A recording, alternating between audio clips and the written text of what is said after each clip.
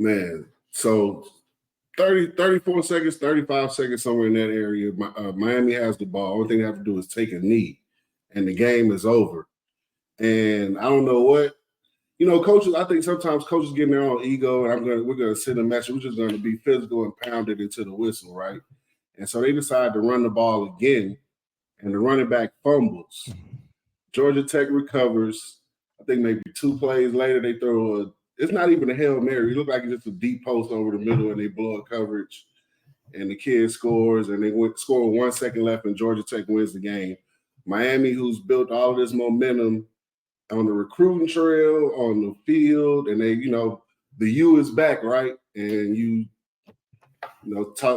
flush it all down the toilet, coaching malpractice. It was erroneous on all accounts. And the coach, that was shocking. I would be in the locker room. They would have to restrain me. They would have to restrain me. So I wanted to immediately kind of tap into how you guys would react as players in it, because you put a certain amount of trust and deference in the coach. Like, you know what you're doing.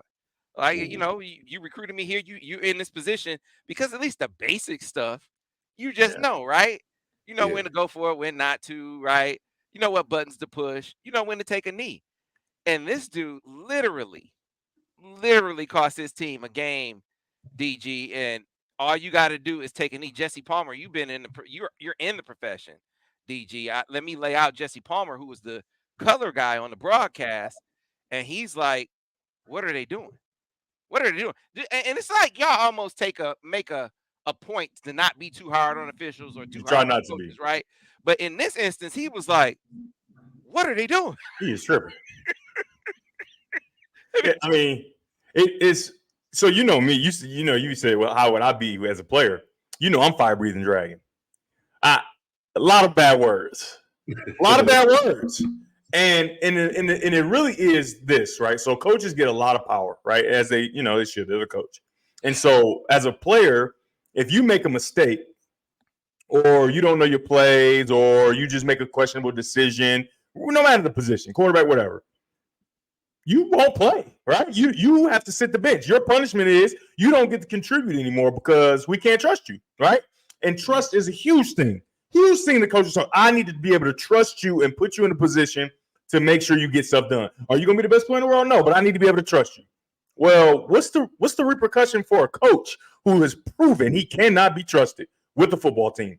And if this was the first time he did it, he trusted.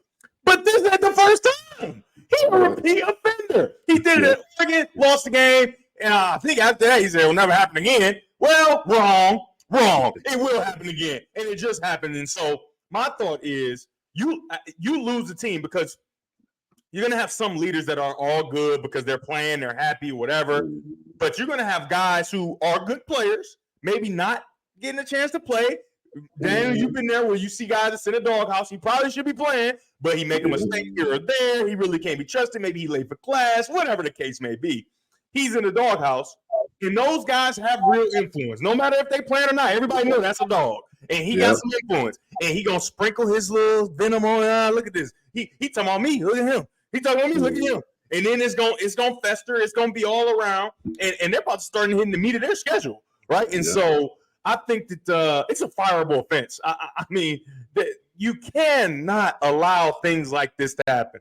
And it takes me back to love and basketball when, he went in there and he said, son, sometimes, things happen. And he replied with them big old bug eyes, and some things should never happen. Yeah. This is one of them instances. Some things should never happen. Never. Yes. Yeah, your coach not knowing when to take it, just not having a clue. This is worse than Marcus Freeman a couple weeks ago. 10 times worse than Marcus Freeman. Because this one you actually have full control over. And so one of my guys was like, well, you're supposed to have and Vance said, was it Vance? Was talking about, you got to have your defensive coordinator is supposed to tell you, hey, here's what Vance said. He said he didn't have anybody on his staff that said, Coach, you're going to have to fire me. We taking a knee. You're going to have to fire me if we don't take a knee right now, because that's what we're about to do. Well, I mean, why you got to tell the dude how to use the bathroom? Like that, like the basic stuff. You shouldn't have to tell the dude, to put the toilet seat up. Like these are like common sense things that coaches should know, and that this coach didn't know. And I think exposed a couple of things. Number one, he's a recruiter. That's Mario Cristobal's thing. He is a recruiter. That's his claim to fame. Right. It's not like he went to Oregon and all of a sudden this coaching genius said, man, they got a lot of players out there. Right? They got Nike, a lot of Nike. Right. They got mean NIL out there. And the same thing in Miami. So they get rid of Gaddis, right? And square peg, round hole, and all of that. But they thought all the problems went away when they did that. When the real problem is leadership. Yeah. Leadership. This is who you have leading you. A guy who couldn't even make a move that a PlayStation dude would make, a Madden dude would make, to run the clock out. And I'm the dude who throw the ball and go for it on fourth on the video game a lot. And even me, I'm not doing that. I'm gonna take a knee on Madden. I'm sorry. Hey, everybody knows on Madden that's a guaranteed fumble if you don't take a knee. That's for Madden. So in real life, they take a knee and in the game. But it's one of those things where, like I said, I coached college basketball for 2 years, right? And one thing we fought as coaches is not letting our ego get in the way of progress, right? So we're not going to sit here and we want to play a certain way, but if our kids aren't capable, or if it doesn't make sense, or it's not the right time and place, we're not going to let our ego say, hey, we're going to do this anyway because this is what we do. So Cristobal said, we haven't taken a knee all season, and blaming the kids, say we don't teach fumbling. Like, hey man, wait, he said that? Yeah, his post game comments. He did not say that. Yeah, his post game comments. He didn't say that. I'm not believing that. I'm not believing that. Daniel, I like you, and I don't care. I'm not believing he said that garbage. No, he did not blame the kids. No, I'm on the ball, but I'm not. Nope. Hey, I'm gonna Google it and send it to you. But it's the only thing, you can't let your ego get in the way as a coach, man. You have to kind of step aside. What's best for the team in this moment? Take a knee. This game is over. Take a knee. Response. We don't teach fumbling. You are literally on national stage blaming a kid for being in a position that he never even should have got an opportunity to be in. There's no way he did that. And if he did, how does he have a job right now? And the soliloquy I gave about how you're gonna lose locker room with the venom sprinkling all around, guess what? The person that fumbled that ball is gonna be the leader of that crew. And he is done. The team is finished. I would say, I don't know what the rest of the schedule looks like. Any team that they have that's even remotely competent, they probably will not beat them. Yeah, so I'm gonna pull up. See, I hadn't heard that part either, Daniel. Unbelievable. He did what I heard him say was we should have taken a knee, which we know. But I'll bring up his post game here real quick. We'll catch just a little. Yeah, I want to see his face while he's saying it too. I want to see how arrogant is his chest all puffed out. I need to see this. We'll get a little bit of it. Daniel, I can't trust you, Daniel. I can't trust. All right, here we go. This is Cristobal right here. Hopefully it works this time. We shall see. For the people, he says they talk about 2 hands on the football. Okay, let's see. Here we go. What? Thank you for your patience. Obviously disappointing. A lot of different aspects. Obviously, again, just fell short in so many different ways. Battled. There were some signs of life. He looks sick. And not having a great first half, but coming out second half, doing some things and falling behind and getting up again. Man, stop beating around the bush. At the end of the game, a chance to put it away. And they knocked all the swag out of his walk. Take a timeout right there, recalibrate. And so gave him a chance, and they took advantage of it and scored. So that's simple. Questions, please. But can we pause it? Can we pause it for 1 second? Okay, yeah. Pause 1 second. So he's just not going to address it off out front. He's going to wait till he asked about it. He ain't going to address that you didn't take a knee. I don't like where this is going. That's what he did. He did. He said we should have taken a knee. You ain't hear him say that? Yeah, he whispered that. He said we should have taken a knee. He whispered that. And, we could burn about 127. He talking about everything else. Recalibrate. They should have taken a timeout right there at the end. Thought he could get the first down. We talked about 2 hands on the ball, but that's not good enough.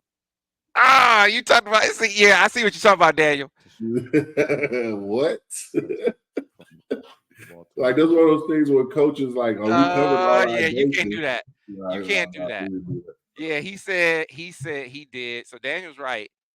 He said we talked about 2 hands on the ball. Obviously didn't happen. He fumbled, but we got to take a knee there. You can't do that. You can't make it be about anything other than I messed up. exactly 100%. Hey, He if they needs to be a position coach for the rest of his career. Hey, if they 100%. fumble He can't be the top dog leader of a group. Not a coordinator, not a head coach. He got to be a position coach. I'm sorry. Nah, you're That's right, tough. Daniel. No, that but look, if you fumble the QB center exchange, then you could talk about ball security or like QB on the kneel. Then you could talk about. And even then, you got to take responsibility. Like, hey man, we did this. Yeah. But you single out a kid who ain't getting that NIL, I'm sure. I don't know how good the back was. I don't know how much NIL he getting. His might be stripped after fumbling, but you gonna attack him when you making all this money as a coach, when you made the coaching malpractice to begin with.